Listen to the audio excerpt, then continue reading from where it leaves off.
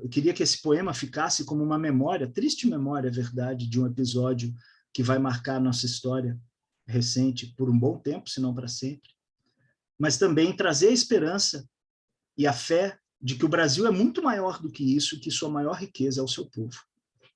Esse poema foi escrito pelo meu amigo e companheiro militante Paulo Bearzotti Filho, num livro dele chamado Fator X, publicado pela Cotter Editora.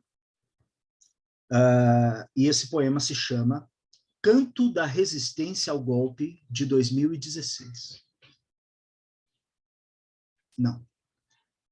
Não é verdade.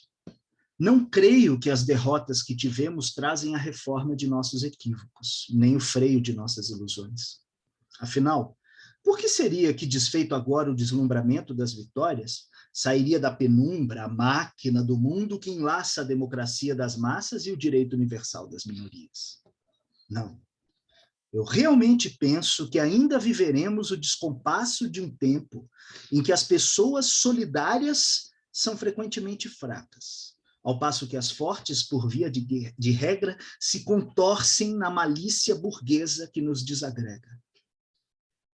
Um tempo que exige resistência, como a sentinela do movimento sem terra, que a noite inteira tira guarita e não vacila, como a companheira que de madrugada acorda e, com fé na luta e pé no chão, se joga em sua dura rotina de trabalho, mas não se entrega, não se abate, não se abaixa. Um tempo, em suma, em que o fervor de nossa causa se manifesta na dialética da flor e da náusea. Por isso, nesse contexto, as primeiras imagens com que teço a trajetória de nossa militância, eu as retiro do esgoto da memória, da escória dos traumas, do lodo imerso em nossas almas. Eu me refiro ao sórdido golpe dos senhores de ternos sorridentes na foto em torno do mórbido golpista Michel Temer, ao relato de Snowden da explícita espionagem fonte dos papéis iniciais da Lava Jato, ao desmonte das políticas trabalhista e previdenciária, aos jovens treinados no enfoque dos Estados Unidos pela ONG dos irmãos Koch, a terapia de choque do Pentágono, as privatizações que tomaram o país de assalto, Alexandre Frota no Palácio do Planalto, a falência da UERJ, a censura das artes, a escola sem partido, os destinos rompidos pelo desemprego, as delações obtidas pelo inquisidor, que tudo pode nas celas do doicode pós-moderno em Curitiba, a intriga de Joaquim Silvério, premiada pelo velho império que nos oprime, Moro, Mussolini nos auditórios da Universidade Harvard. Uma lista medonha. E, entretanto, não se pense que intento apenas nos fazer de vítimas. Ao contrário, eu sei, nós também tivemos nossa ponta de culpa. E no rol de tudo que explica a razão de nossa perda, certamente se conta a tardia percepção da necessidade da luta, a falta de unidade das esquerdas e mesmo o certo recôndito desejo inconfessavelmente derrotista de se ver redimido pela vinda inusitada dos golpistas, sem falar na ingenuidade daqueles que 1000 vezes louvaram os atos de junho de 2013. Tudo somado. Um tempo sombrio que nos aguarda e o desafio de fazer dessa consciência não a semente da hesitação que nos acovarda, mas o motor do necessário preparo para enfrentar e vencer um longo período de resistência. Nessa dialética, se trago lembranças amargas, o faço somente em respeito ao viés realista que jamais rejeito, mesmo na tristeza de um sonho dissoluto, pois nada disso quer dizer que escuto em demasia o balbucio da queixa ou que o torpor do luto não me deixa.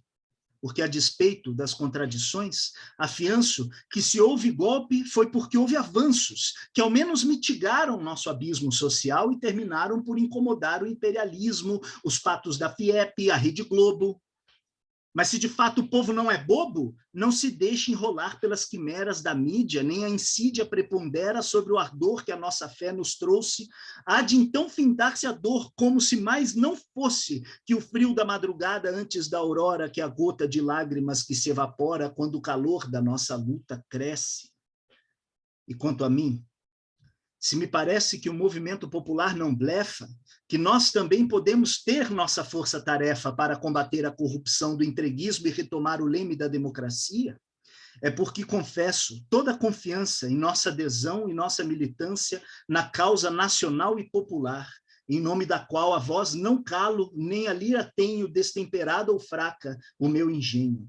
E assim declamo: Auriverde pendão de minha terra, renova em nós a força da esperança, espalhe o amor que o nosso peito encerra na brisa que o Brasil beija e balança, retira a crosta bruta que soterra o povo altivo que tua luz alcança. Não mais, bandeira, tu serás mortalha, mas signo, fogo e sol dessa fornalha. E com esse mote eu reivindico a posse da verdade.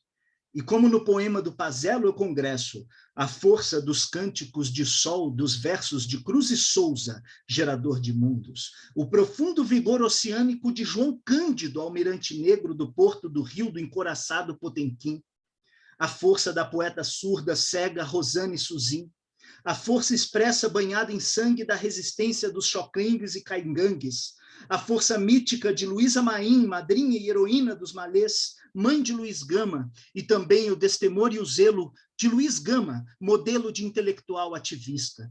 A força de Tiradentes, de Frei Caneca, de Dandara, de Chica da Silva, dos jesuítas das missões indígenas, que assim como zumbis estiveram diante do demônio paulista e bandeirante.